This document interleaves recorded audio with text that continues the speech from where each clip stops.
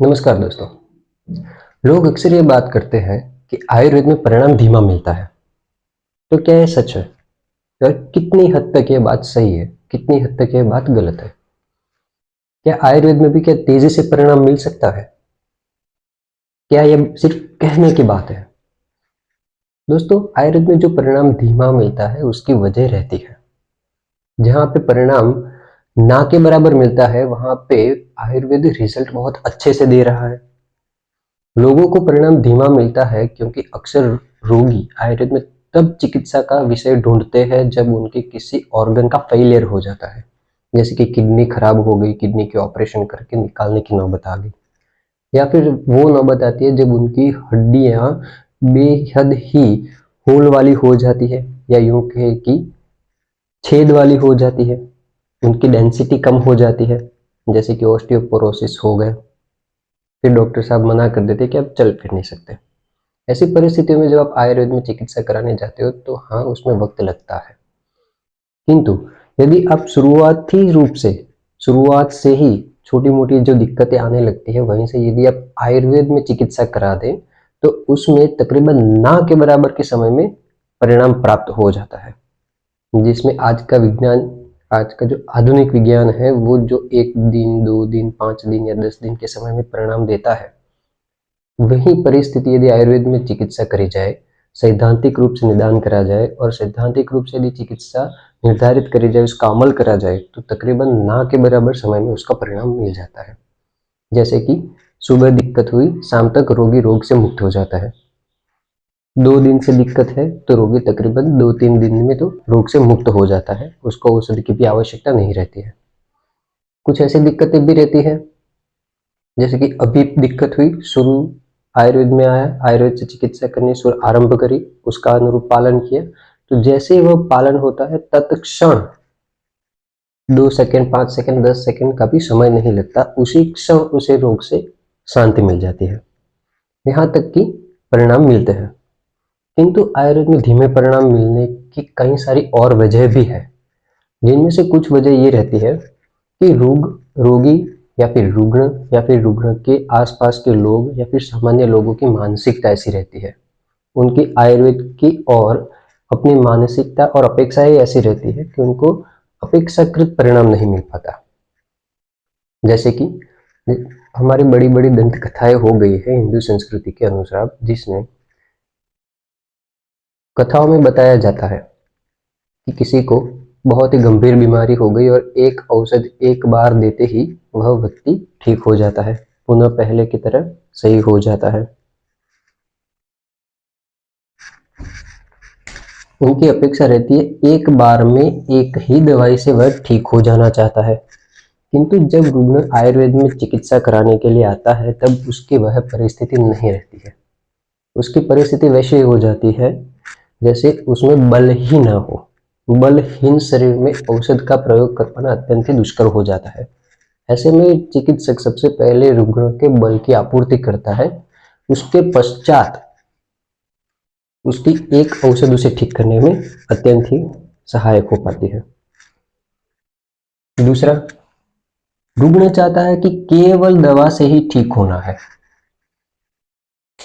और भी कई सारे बातें होती है जिससे रोगी को अपने स्वास्थ्य को ठीक रखने में या और अधिक सरलता से ठीक करने में सहायताएं मिलती हैं।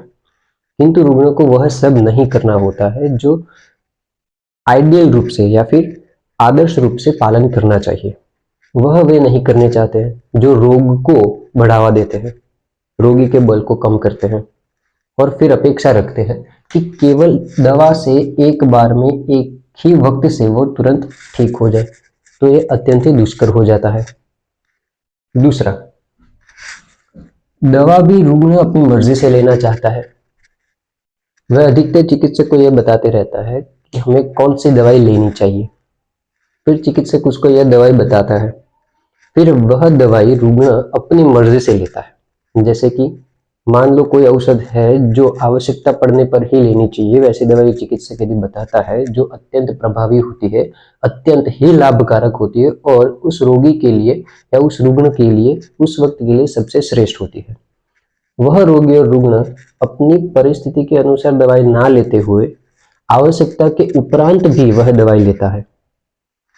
दूसरा, जब आवश्यकता रहती है, जो कि वह बल की प्राप्ति करने वाला होता है, तो वह रोगी वह औषध नहीं लेता है और बल की प्राप्ति उसे नहीं हो पाती है, जो आगे चलकर उसको चिकित्सा लंबी खींचता है। कभी कभार कुछ ऐसी चीजें भी चिकित्सक बताते हैं जो कि रोगी के मन से, रोगी की अपेक्षा से औषध नहीं है या फिर दवाई नहीं है। तो ऐसी औषध या दवाइयाँ रुग्ण कभी कभार लेना पसंद नहीं करते हैं या फिर मानते ही नहीं है, और उनकी चिकित्सा अनावश्यक ही लंबी चलती है या फिर उनको अपेक्षाकृत परिणाम नहीं मिलता। दूसरा, रुग्ण खुद चिकित्सक बनता है। जब भी चिकित्सक से बात करी जाती है तो वह आयुर्वेद की किसी चिकित्सक से आयुर्वेद के ही बारे में ऐसी बात करता है जिससे आयुर्वेद की चिकित्सा अपने मूल मार्ग से भटक जाती है। वह खुद से कहीं से कुछ ज्ञान लेके आता है, जैसे कि ऑनलाइन हो गया, सोशल मीडिया हो गया, व्हाट्सएप हो गया, इंस्टाग्राम हो गया, यूट्यूब हो गया। तो ऐसी बातों से जो वास्तविक चिकित्सा उस रुग्ण के लिए होनी चाहिए वह नहीं हो पाती है, जिससे उस रुग्ण की ऐसे धातुओं पर प्रभाव पड़ने लगते हैं या फिर ऐसे दोषों पर या फिर अग्नि पर उस तरह से प्रभाव पड़ने लगते हैं जो कि उसके स्वास्थ्य के लिए लाभकारक नहीं हुए पड़ते हैं, लाभकारक नहीं हो पाते हैं। ठीक होने में वक्त न देना।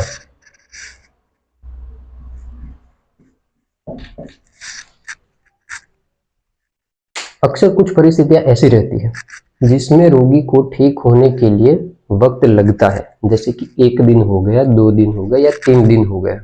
यह अधिक लंबा समय नहीं होता है, किंतु जब यह 3 दिन का वक्त किसी रुग्ण को बताते हैं कि 3 दिन तक या 5 दिन तक आपको ये ध्यान रखना होगा, तो वह रोगी कहता है ये 3 दिन या 5 दिन के लिए यह संभव नहीं हो पाएगा। तो उसको ये छोटा सा समय का अंतराल है जो उसको बहुत ज्यादा लगता है।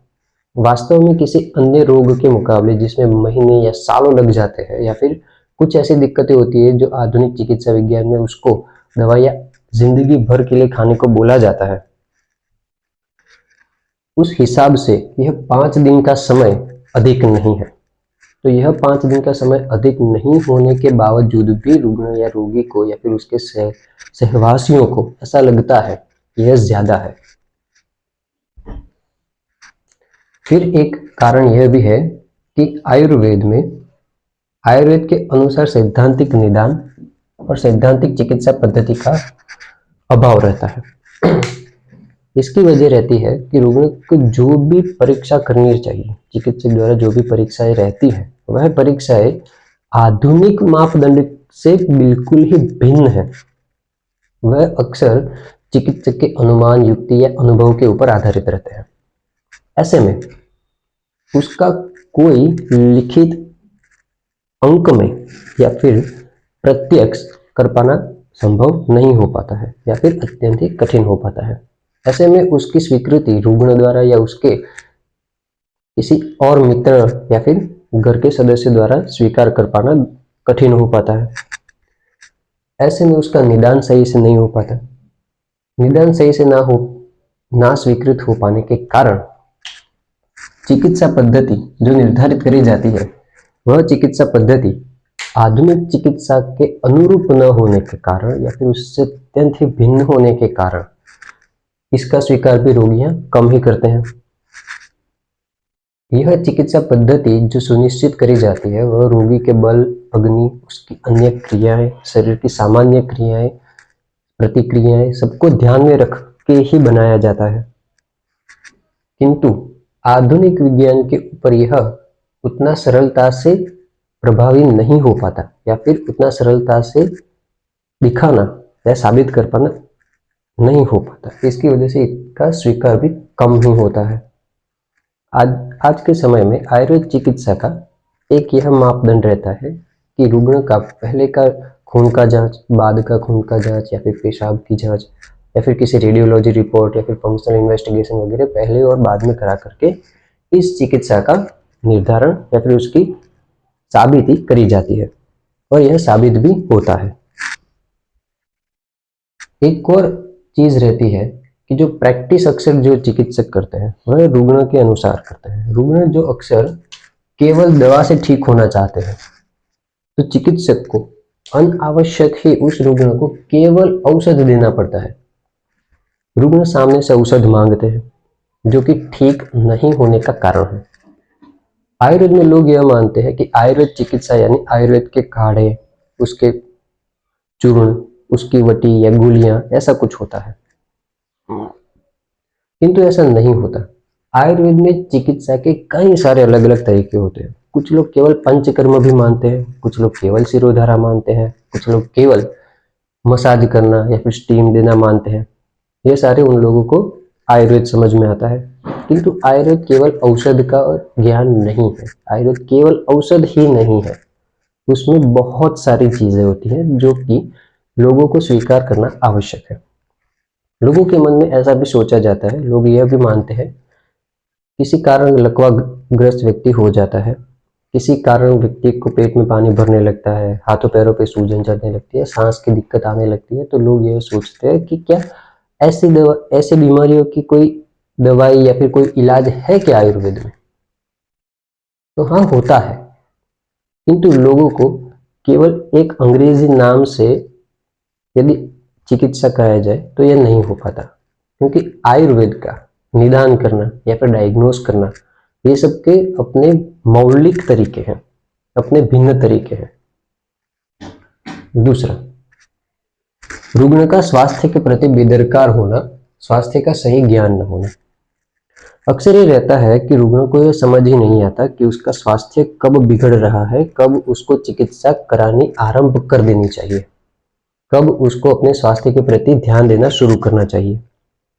कभी कभार रुग्ण अपने स्वास्थ्य को लेकर के इतने सचेत हो जाते हैं और या फिर इतने टेंशन में या चिंताग्रस्त हो जाते हैं कि वह चिंता और टेंशन ही उनको और अधिक बीमार कर देती है। जब कोई चिकित्सक उसे बोलता है कि आपको कुछ नहीं हो रहा है, आप सही हो, केवल फिक्र ना करें, आप मस्त रहिए या फिर आप अच्छे से अपना कार्य में जुट जाइए, 2 वक्त का खाना आराम से खाइए, रात को सो जाए, तो उनको यह लगता है कि मुझे कुछ ज्यादा है, डॉक्टर मेरी बात समझ नहीं पा रहे।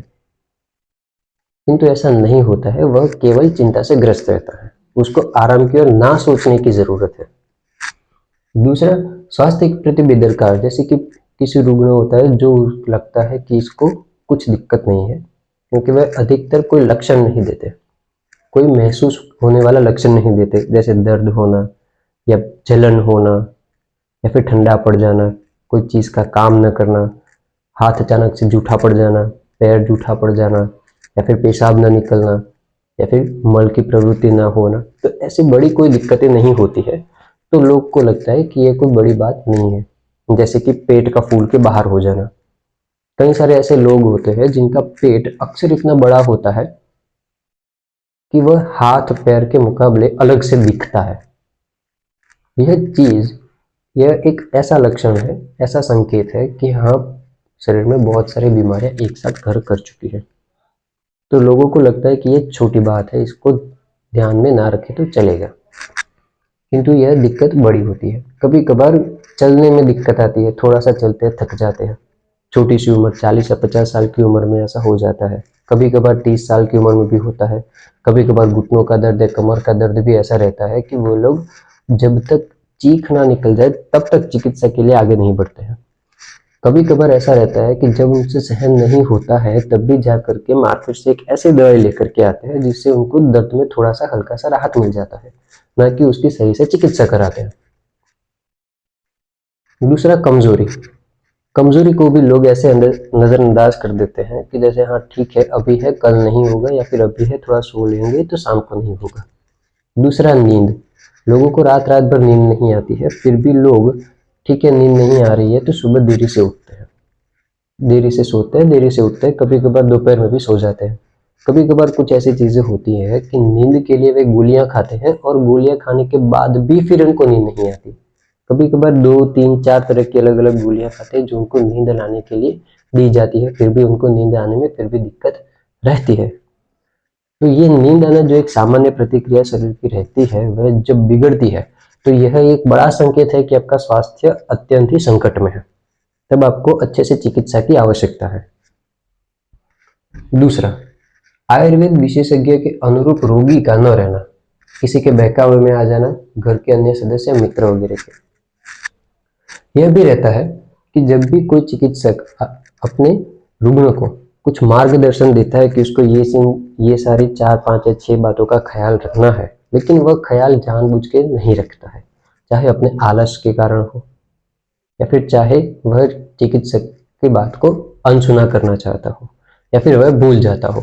कभी कभार चिकित्सक उसको लिख करके भी देते हैं या फिर एक पर्ची बना करके भी देते हैं। ऐसी बातों को यदि अनदेखा करा जाए तो भी रुग्ण की या तो बल में या तो उसकी अग्नि में या तो उसके ठीक होने की प्रक्रिया में देरी का कारण बनते हैं। कुछ ऐसी चीजें होती है जहाँ पे केवल एक व्यायाम ही ऐसा उपाय होता है जो सबसे श्रेष्ठ रहता है, तो व्यायाम ही उसकी मुख्य चिकित्सा या औषध हो जाती है, जो आज के समय में अधिकांश लोग नहीं करते हैं। व्यायाम से शरीर में जो बल की प्राप्ति होती है या फिर जो गर्माहट आदि आती है वो उस रुग्ण में सबसे आवश्यक रहती है। अग्नि का बढ़ना या पाचन होना ये सब आवश्यक हो जाता है। तो व्यायाम नहीं करने के कारण, अपनी लग्जरीज लाइफ जीने के कारण उस व्यक्ति को या रोगी को केवल औषधों से लाभ नहीं प्राप्त होता, या यूं कह ले प्राप्त होता ही नहीं है। ऐसी परिस्थितियों में रुग्ण को जो 1 या 2 महीने में व्यायाम का जो लाभ मिलता है, 1, 2 महीना, 3 महीना का लगातार होने से, वह नहीं मिल पाता। तो रुग्ण को जो परिणाम मिलने की आवश्यकता है, जो उसको 2 महीने में मिल जाती है, तो वो न करने के कारण सालों लग जाते हैं और परिणाम तब भी नहीं मिलता। फिर लोग उनकी अपेक्षा के अनुसार यह बोलते हैं कि आयुर्वेद में परिणाम धीमा मिलता है, किंतु यह नहीं होता। आयुर्वेद में परिणाम त्वरित मिलता है। फिर होता है रोग गंभीर धातु में, धातु के मूल में या फिर इंद्रिय तक पहुंच जाता है या फिर बल का नाश कर चुका होता है, तब आयुर्वेद में चिकित्सा ढूंढते हैं। यह एक अत्यंत ही इंपॉर्टेंट पॉइंट है या फिर अगत्य की बात है, महत्व रखती है। आपने देखा होगा कि जब भी कुछ दिक्कत आती है तो तुरंत लोग आधुनिक विज्ञान में चिकित्सा कराते हैं। वहां पे चिकित्सा कराते कराते इतनी सारी औषध वगैरह का प्रयोग हो जाता है कि रोग समन के कारण, औषध समन करने के कारण रोग के जो दोष होते हैं वो आगे की गंभीर धातु है वहां तक पहुंच जाता है, जैसे कि अस्थि मज्जा और शुक्र तक। कभी कभार ओज का भी नाश हो जाता है। बल यानी ओज।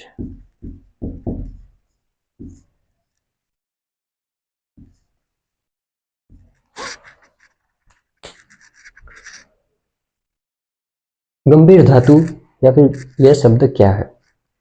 हमारे शरीर में 7 धातुएं होती हैं, रस, रक्त, मांस, ये ऊपर की 3 धातुएं, मेद बीच की धातु और अस्थि मज्जा शुक्र गंभीर धातु यानी कि गहराई। जब भी कोई रोग होता है तो अधिकांश उसकी शुरुआत रस, रक्त आदि धातुओं से होती है। जब यह रोग रस रक्त में रहता है तब कम से कम औषध से उसकी चिकित्सा करना संभव हो जाता है और उसका परिणाम भी अत्यंत ही त्वरित मिलता है। जब यह रोग मांस धातु में जाता है तब उसकी चिकित्सा शस्त्र कर्म यानी कि सर्जरी, क्षार कर्म यानी कि आयुर्वेद का एक मौलिक सिद्धांत है चिकित्सा का, जो एक तरह से शस्त्र कर्म के भीतर आ जाता है। अग्नि कर्म, यह भी आयुर्वेद का एक मौलिक चिकित्सा विषय है। और शोधन यानी दोषों को शरीर से बाहर निकालना। इन सारी चीजों से मांस धातु का रोग का उपाय होता है।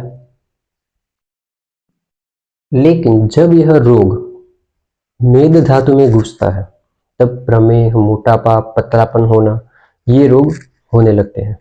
ये ऐसे रोग होते हैं जो जब भी आप ध्यान रखते हो, चिकित्सा करते हो, तब रोग से मुक्त हो जाते हो, लेकिन जब तुरंत ही आपने ध्यान रखना छोड़ दिया, अपने डिसिप्लिन छोड़ दिए, तुरंत ही वह रोग पुनः लौट आते हैं। यह इस तरह की परिस्थितियों में मेद धातु जो मध्यस्थ हो जाती है, यह मेद धातु मध्यस्थ धातु है, उसके रोग में होता है। किंतु यहां तक भी रोग उतने अधिक लक्षण वगैरह नहीं मिलते हैं या उतनी दिक्कत आदि नहीं आती है। जब भी यहां से भी आगे जब रोग अस्थि धातु तक पहुंचता है, मज्जा धातु तक पहुंचता है, शुक्र धातु तक पहुंचता है, तब जाकर के वह व्यक्ति चिकित्सा के लिए आता है। यहाँ पर जब चिकित्सा करी जाती है तो उसके लिए कुछ एक महीने का वक्त लग जाता है, कुछ एक हफ्तों से लेकर के कुछ एक महीनों तक का वक्त लग जाता है। मज्जा और शुक्र धातु में कभी कभार यह भी रहता है कि उसको ठीक कर पाना संभव नहीं हो पाता। अस्थि धातु में भी जैसे कि एक्स्ट्रा कुछ ज्यादा हड्डी निकल आई तो उसको भी काट के अलग करने के अलावा ऑप्शन नहीं बचता है। कभी कभार हड्डियों में ऐसी पीड़ा होती है जैसे हड्डियां फट रही है, टूट रही है, लेकिन हड्डियां वैसी ही होती है, तो वह अस्थि धातु तक गया हुआ रोग है। तो ऐसे में इन रोगों को ठीक कर पाना कठिन हो जाता है। यह गंभीर धातु की बात। फिर धातु के मूल। धातु के मूल यानी हृदय हो गया, पूरक हो गया, खून की वाहिकाएं हो गई, या फिर आमाशय हो गया, या फिर कमर हो गया, कमर की हड्डी का बड़ा सा जो बोन होता है वह हो गया, कभी कभार किडनी हो गई, या फिर यकृत हो गया, स्वादुपिंड हो गया। तो ये सारे जो मूल है, प्लीहा हो गया या फिर स्प्लीन जिसे बोलते हैं, ये सारे जो मूल हैं उन सब में इस हद तक रोग चला जाता है कि वह ऑर्गन या वह भाग ही अपना काम थोड़ा अथवा अधिक रूप से करना छोड़ देता है, या फिर पूर्णतः काम नहीं कर पाता, या फिर बहुत अंशतः ही काम कर पाता है। ऐसी परिस्थितियों में आधुनिक विज्ञान तकरीबन ना के बराबर संभावनाएं देता है ठीक करने की। जब ऐसी परिस्थितियां आयुर्वेद में आती है तो उसमें बड़ी ही मेहनत के बाद, मशक्कत के बाद थोड़ा सा परिणाम मिलने की आशंकाएं रहती है, जो कि कुछ एक महीने का वक्त ले लेती है। जब ऐसी परिस्थितियां आती है तब जब कुछ महीने का वक्त लेते हैं और ठीक होने की संभावनाएं बढ़ जाती है, कार्य की संभावनाएं बढ़ जाती है, तब यह वक्त लगाने के कारण, इस हद तक आने के कारण वक्त लगता है, तो लोग बोलते हैं कि आयुर्वेद में वक्त लगता है। और यह जायज भी है, क्योंकि रोग का स्वभाव और उसकी परिस्थिति अवस्था ही इतनी गंभीर तक पहुंच चुकी है। दूसरा है इंद्रिय तक पहुंच जाए। जब भी रोग इस मूल से भी आगे बढ़ जाता है तब वह इंद्रियों तक पहुंचता है। इंद्रिय यानी देखना, सुनना, स्वाद आना, या फिर गंध आना, या फिर स्पर्श आदि का अनुभव होना, ये सब इंद्रिय है। जब यहाँ तक रोग पहुंच जाता है तो या तो स्पर्श होना बंद हो जाता है, या फिर सूंघना बंद हो जाता है, गंध नहीं आती, किसी खाने या किसी वस्तु का स्वाद नहीं आ पाता, कभी कभार दिखना कम हो जाता है, सुनाई देना कम हो जाता है, बंद हो जाता है। कभी कभार कर्म इंद्रिय यानी हाथ पैर आदि के काम करना कम हो जाता है। कभी कभार जननेंद्रिय को भी दिक्कत आती है, उसमें भी फंक्शन में भी इश्यू आता है, सेक्स में भी इश्यू आने लगता है। जब यहाँ तक पहुंच जाता है यानी यह गंभीर से भी अधिक आगे बढ़ चुका है, तो इन सारी चीजों को ठीक कर पाना अत्यंत ही कठिन हो पाता है।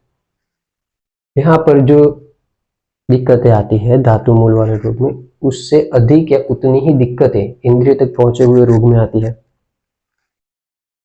फिर आता है बल का नाश या ओज का नाश। बहुत सारी चिकित्सा औषधियां करने के बाद जब रुग्ण की उचित रूप से सैद्धांतिक चिकित्सा नहीं होती है तो उसकी धातुओं का नाश होता है, उसके ओज का नाश होता है, उसके बल का नाश होता है, उसकी अग्नि का नाश होता है। ऐसी परिस्थिति में यह रुग्ण ना तो अन्न का ग्रहण कर पाता है, ना ग्रहण किया हुआ अन्न पचा पाता है, ना उससे ताकत बना पाता है, ना ही औषध अपना कार्य करा पाते हैं। यदि कोई शोधन औषध या समन औषध दी जाए तो उससे ना तो पच पाती है, ना औषध अपना कार्य कर पाती है।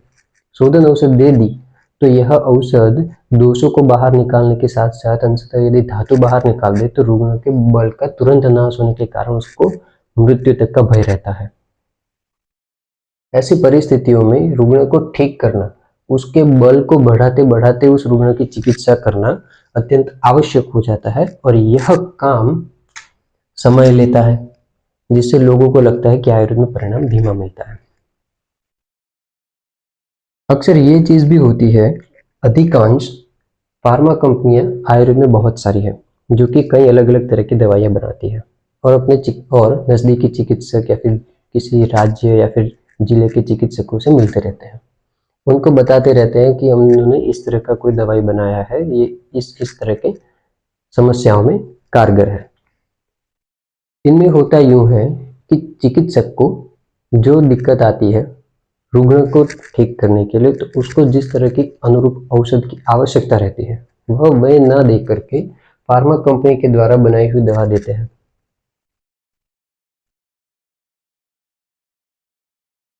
यह अधिकांश यह अधिकांश सक्सेसफुल प्रैक्टिस भी रहती है कि रुग्ण को जो दिक्कत आती है, दोष आती है या व्याधि का लक्षण आता है, उसमें समन मिल जाता है, किंतु जो सैद्धांतिक होना चाहिए वह नहीं हो पाता। दूसरा, रोगी आयुर्वेद चिकित्सा में खर्च करना नहीं चाहते। अधिकांश लोगों की यह मानसिकता रहती है कि आयुर्वेद मुफ्त का होता है या फिर उनको खर्च करने से संकोच होने लगता है, क्योंकि उसका उपाय अधिकांश इतना सरल हो पाता है, उसको ध्यान रखने की बातें इतनी अधिक सरल हो पाती है कि लोग खर्च करना नहीं चाहते हैं। दूसरा, आयुर्वेद में जो वैद्य होते हैं वह अक्सर किसी यदि रुग्ण के ठीक नहीं हो पाता है, उसको परिणाम अच्छे से नहीं मिल पाता है, तो उसको ठीक करने की बातें कम ही डिस्कस करते हैं, उसकी चर्चाएं कम ही होती है। किस तरह से ठीक होगा, किस तरह से ऐसा यह रुग्ण की परिस्थिति आई है, ठीक होगा नहीं होगा, क्या संभवतः हो सकता है, क्या ध्यान रखना चाहिए, ये सारी बातों की चर्चाएं कम ही होती है। ऐसा नहीं होने के कारण रुग्ण को अधिक बेहतर उपाय नहीं मिल पाता है। इस वजह से भी परिणाम कभी कभार धीमा मिलता है या फिर नहीं मिल पाता। इसके अलावा इसके अलावा भी बहुत सारे कारण हो सकते हैं। यदि आपको ऐसे कुछ है कि इनमें से आपको कोई कारण नहीं है, आपको कोई शंकाएं हैं, तो आप बेझिझक पूछ सकते हैं, हम उसका उत्तर देने का प्रयास अवश्य करेंगे। धन्यवाद।